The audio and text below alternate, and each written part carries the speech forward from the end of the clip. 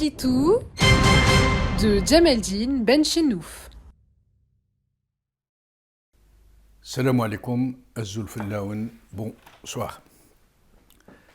Nous allons aujourd'hui aborder un sujet d'une extrême gravité. Mais nous ne pourrons que l'aborder, malheureusement, à peine l'effleurer parce qu'il est d'une telle complicité qu'il ne peut être examiné en profondeur en 7 ou 8 petites minutes. La presse algérienne ne lui a pas donné l'ampleur qui aurait dû être la sienne, bien sûr. Elle l'a à peine survolé depuis des angles qui procèdent plutôt de l'enfumage que de l'information et de l'analyse. Il s'agit donc de cette affaire de la réception d'une personnalité malienne, Mahmoud Dicko, imam de la confrérie Kountia, par le président Tebboune. Les actuelles autorités maliennes ont immédiatement réagi en convoquant l'ambassadeur d'Algérie au Mali, ce qui est un signe très fort du mécontentement malien, et en rendant public un communiqué d'une rare violence diplomatique. En voici le motif invoqué que je cite. Élever une vive protestation du gouvernement de la République du Mali suite aux récents actes inamicaux posés par les autorités algériennes sous le couvert du processus de paix au Mali. Fin de citation. Voici un autre extrait du même communiqué. Je cite.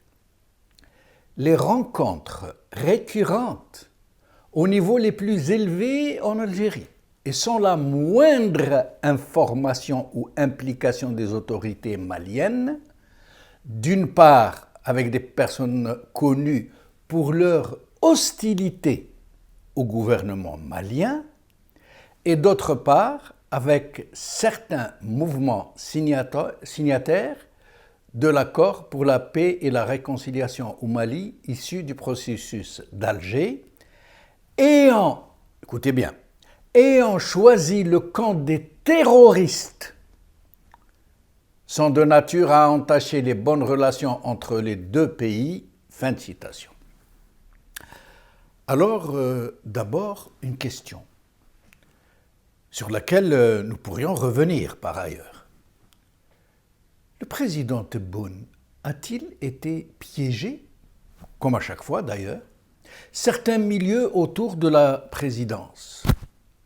Ont-ils voulu le précipiter dans un incident diplomatique qui aurait pu rompre les relations entre les deux pays? Nous y reviendrons peut-être.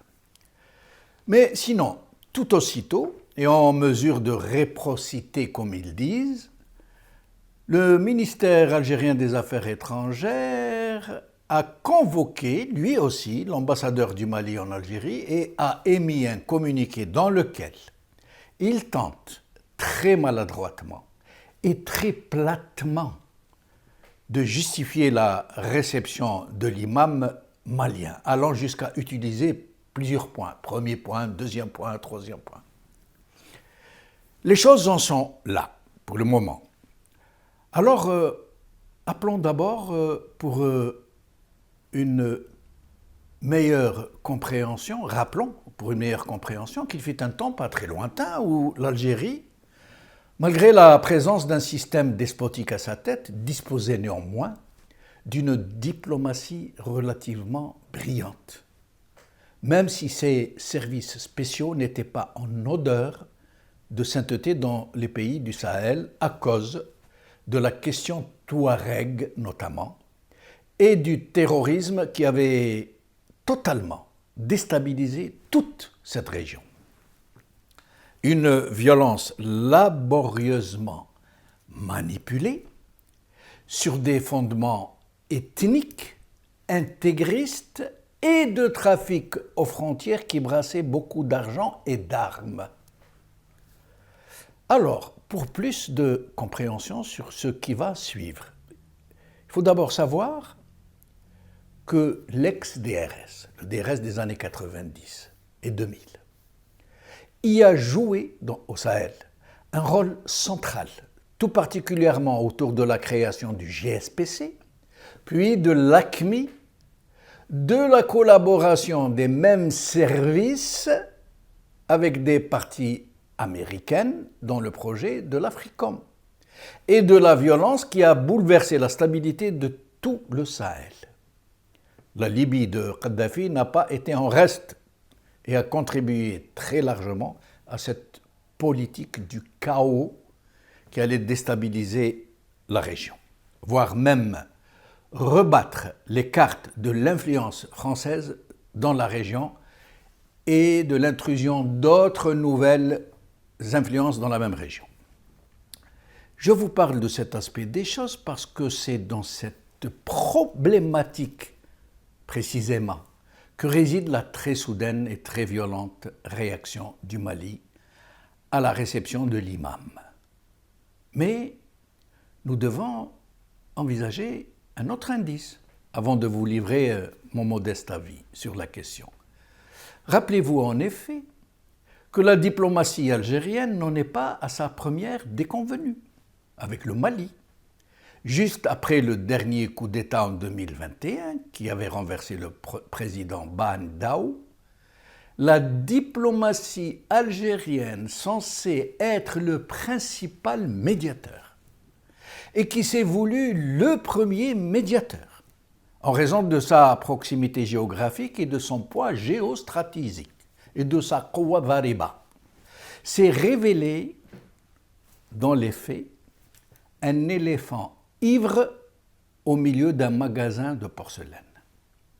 Elle a réussi le double exploit de se faire jeter par les deux parties maliennes, par l'ex-premier ministre du président déchu et par les putschistes, en des termes très forts.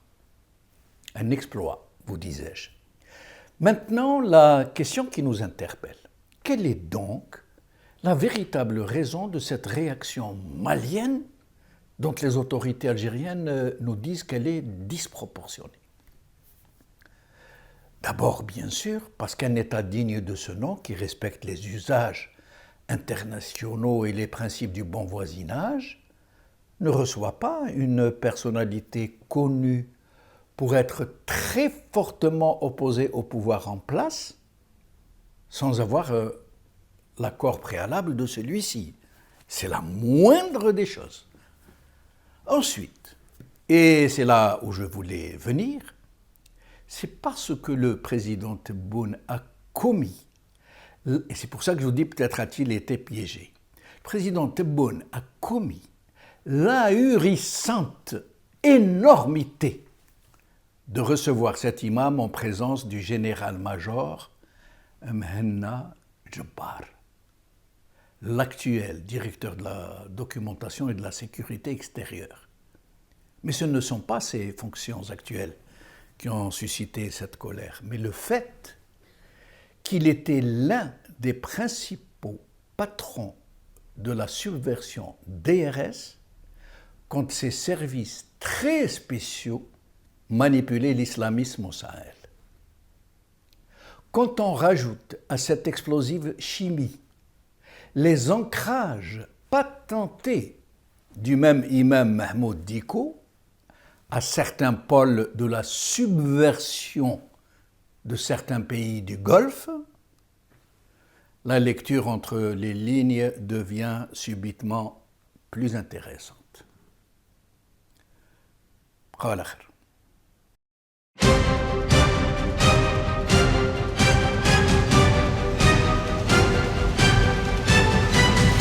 L'édito de Djemeldine Benchenouf.